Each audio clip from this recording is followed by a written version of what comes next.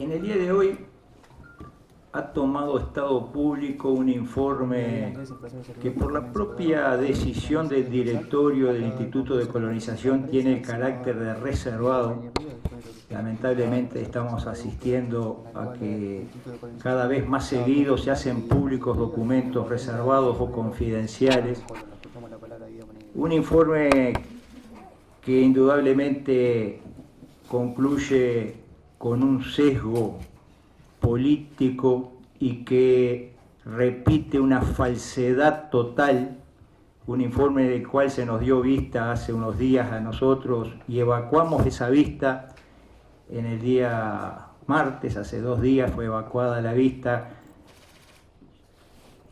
Por lo tanto, y muy a mi pesar, estoy obligado a salir a hablar de este tema que, repito, debía haber tenido el carácter de reservado para darle a todos las debidas garantías en todo el proceso en marcha.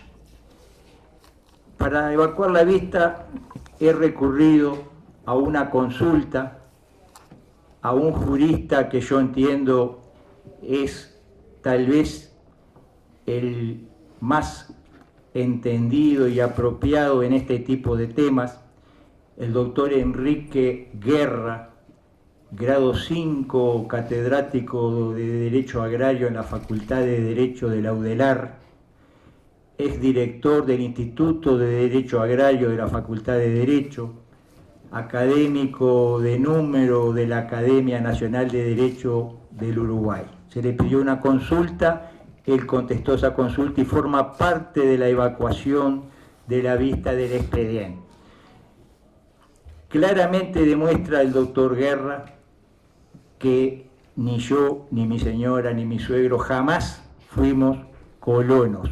Y lo demuestra en forma contundente. Yo creo que para quien lee el informe del doctor Guerra no cabe duda de la veracidad y de la contundencia de los argumentos que se expresan en ese escrito.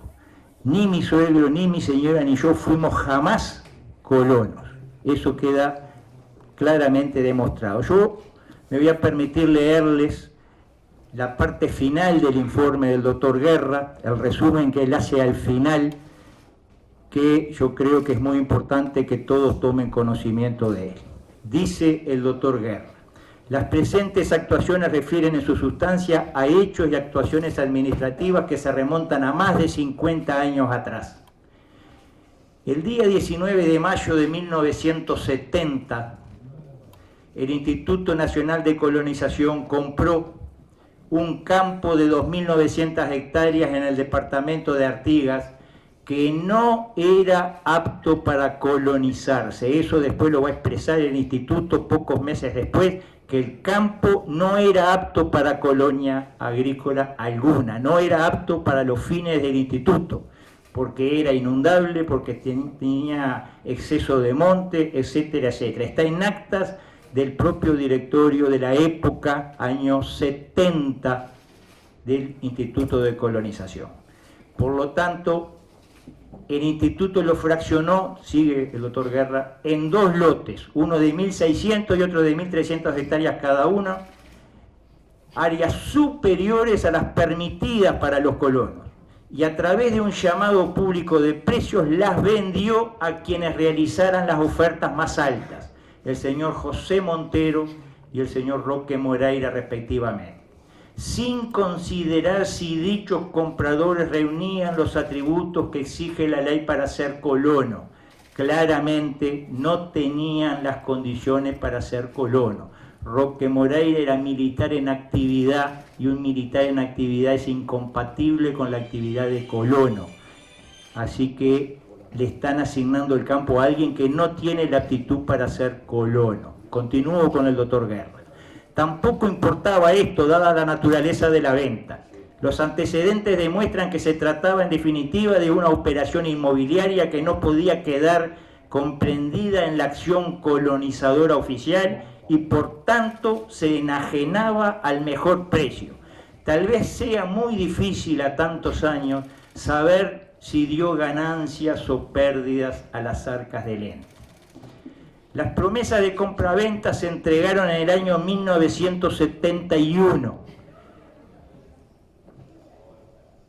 pero se redactaron con estipulaciones que no correspondían, lo que se corrigió en enero del año 75, enmendando la situación, otorgándose derecho real en favor de los promitentes, según el artículo 15 de la ley 8733, y demás estipulaciones típicas de una promesa común y corriente.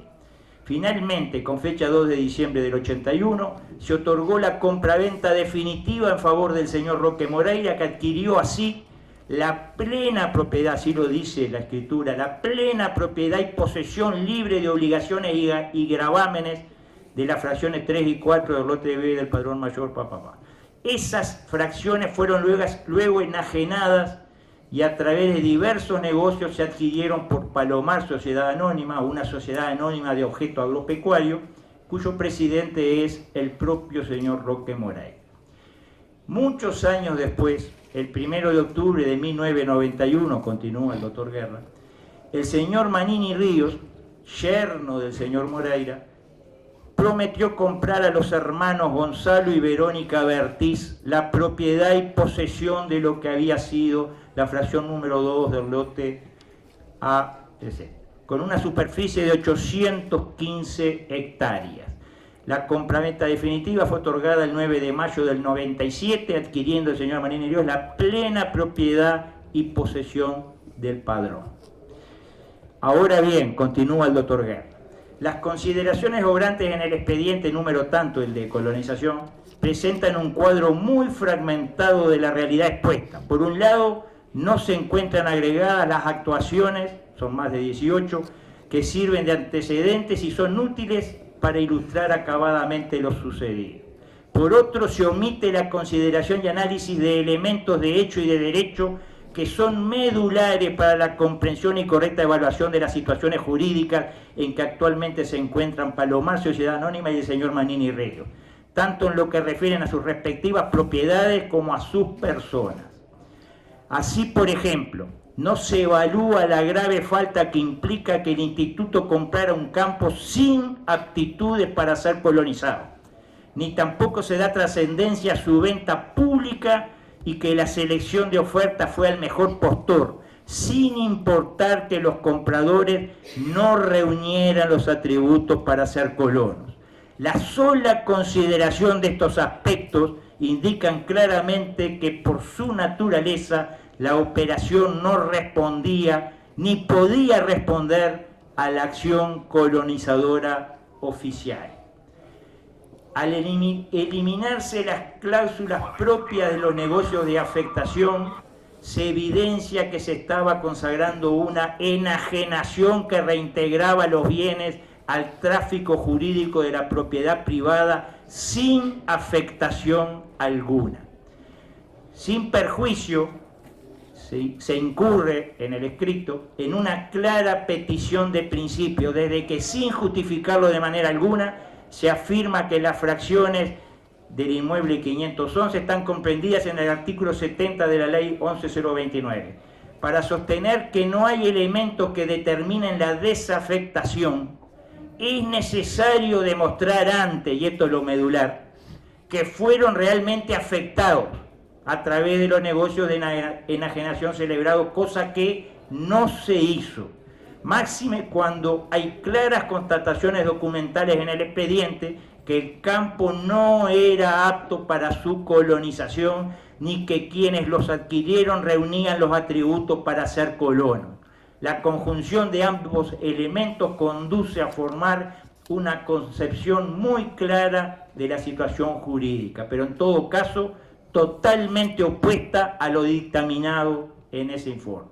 En resumen, se omite toda consideración acerca del alcance de los antecedentes del caso y de los equívocos cometidos por el Instituto y sus servicios en aquellas épocas, años 70, 71, y que en definitiva explican a nuestro juicio toda la situación creada. De esta manera, los argumentos expuestos en los dictámenes emitidos no son de recibo para acreditar que los inmuebles involucrados en el expediente de Marras estén comprendidos en las disposiciones del artículo 70 de la ley 11.029, hallándose verdaderamente muy alejados de la realidad de derecho y derecho en que corresponde arbitrar la situación. Mucho menos puede admitirse por derecho la imputación que se le hace al señor Manini Ríos acerca de su calidad de colono. Legalmente siempre es menester un acto administrativo que así lo designe y reconozca. Nadie es colono sin su conocimiento, voluntad ni atributos para hacerlo, y sin que tampoco lo sepa el propio ente colonizador durante más de 50 años. Y en este sentido, he de notar que se pasan por alto dos grandes aspectos que son reglas básicas del derecho, ya termino.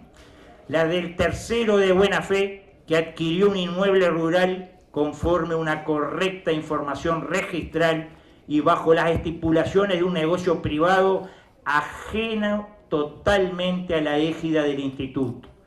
Y segundo, que el paso del tiempo, más de 30 años en un caso y 50 en el otro, no es algo indiferente en la apreciación de las situaciones jurídicas.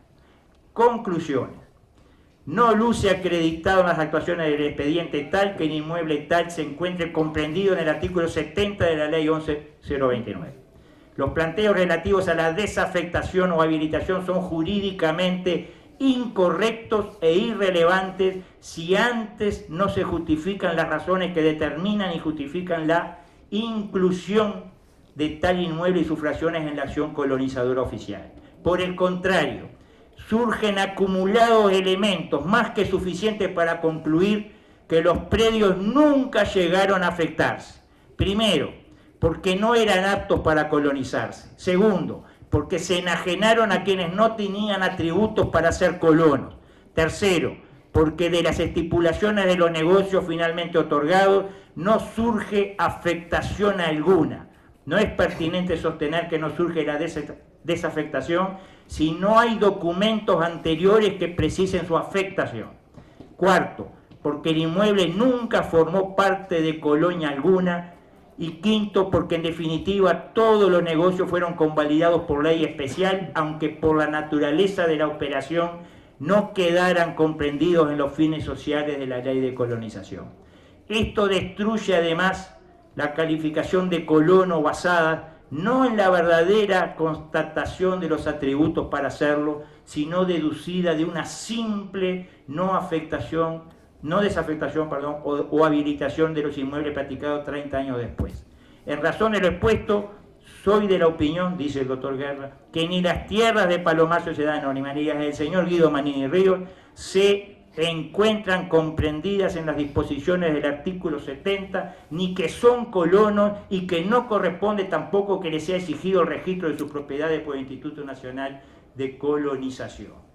Esto es lo que dice el catedrático grado 5, no hay muchos en el Uruguay, creo que el doctor Guerra y uno más son los grados 5 de catedráticos de Derecho Agrario, con total solvencia y contundencia demostrando que es toda una falacia, que es algo totalmente falso la calificación de colono a mí, a mi señora y a mi suegro. En más de medio siglo transcurrido desde que se produjo la compra en una licitación pública de parte del señor Roque Moreira, nunca hubo por parte del Instituto de Colonización ninguna acción que demostrara, que pensara que ese predio dependía del instituto o tenía alguna conexión con el instituto. Nunca lo hubo en más de medio siglo. Hubo diversas transacciones, estos predios fueron vendidos y comprados en distintas circunstancias a distintas personas, intervinieron escribanos, fueron registrados donde corresponde. El Instituto de Colonización jamás hizo una observación y no puede alegar desconocimiento de la transacción. Repito lo que dije hace unos minutos, un militar por definición no puede ser colono. El colono tiene la obligación de vivir en el predio, el militar no puede vivir en un predio rural permanentemente, eso es clarísimo. La pregunta que surge, ¿Colonización no se dio cuenta que había militares en actividad que eran colonos? ¿No se dio cuenta hace pocos años que el comandante en jefe del ejército era colono? El propio Berterreche, director actual, que era presidente de colonización, no supo en su momento que tenía el comandante en jefe del ejército colono. ¿No llama la atención que una semana antes del referéndum se hiciera público todo esto? Tengo la convicción que estamos claramente ante una maniobra política buscando desacreditar, desprestigiar, buscando tergiversar, buscando sembrar la duda, buscando engañar. Claramente el doctor Guerra lo demuestra con todos sus argumentos y honestamente creo que un catedrático de la categoría del doctor Guerra está diciendo exactamente la verdad. Muchas gracias por la atención de ustedes.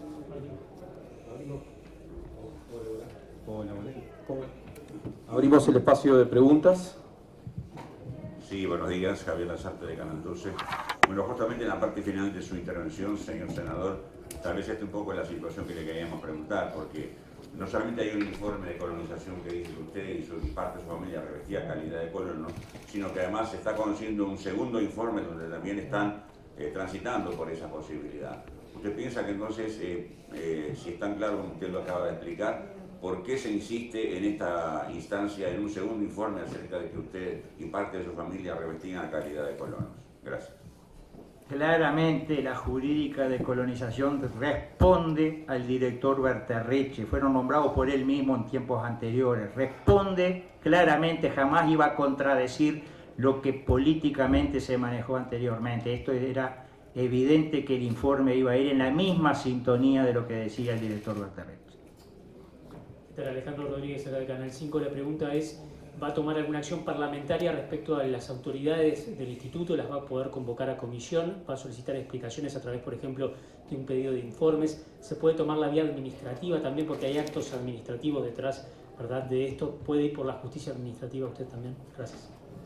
Probablemente recorramos ese camino, pero primero hay que terminar todo este expediente. Yo estoy hoy acá muy a mi pesar porque esto se supone que se está sustanciando. Todavía falta la opinión definitiva de colonización, el informe, la aprobación en el directorio, etcétera, etcétera, que no lo tenemos.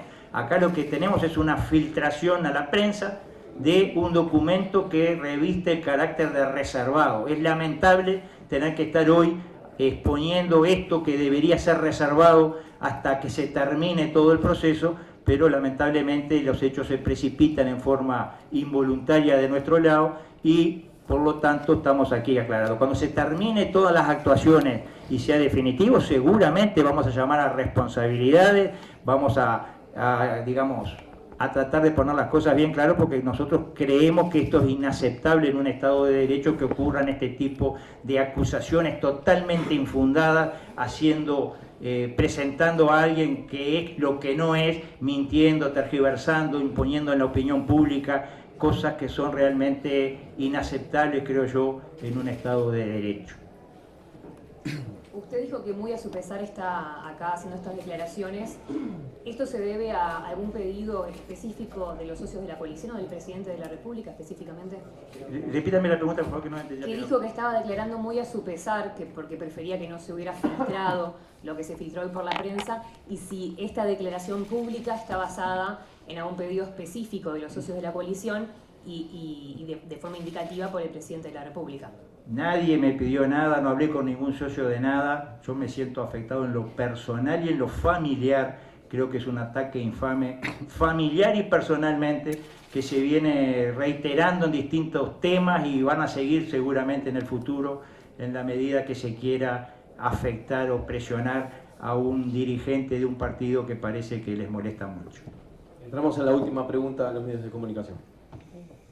Senador Manini, Mauricio Pérez de TV Ciudad. Le consulto, usted mostró molestia porque se haya filtrado la información. En el semanario Búsqueda se da cuenta de que los directores del oficialismo informaron a sus sectores partidarios y a Torre Ejecutiva sobre el contenido de esta asesoría letrada. ¿Qué valoración hace eso? Y, si me permite, en su momento, cuando salió el primer informe, se cuestionó su votación en relación al artículo de la LUC y se indicaba una eventual responsabilidad penal en ese caso. ¿Qué respuesta da a esa valoración?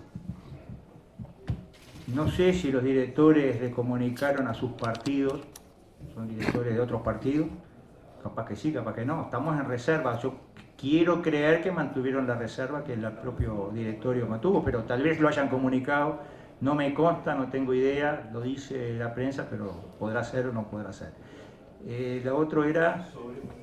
Se había hablado en su momento un cuestionamiento que usted haya votado ese artículo de la LUC. Bueno, pero en base a todo lo que yo estoy diciendo, claramente tengo la total libertad de votar lo que se me antoje en la LUC, porque yo no soy colono, no fui nunca colono y no seré colono. Así que realmente ese cuestionamiento no tiene ningún asidero, es parte del juego político en el cual se quiere ensuciar y acusar.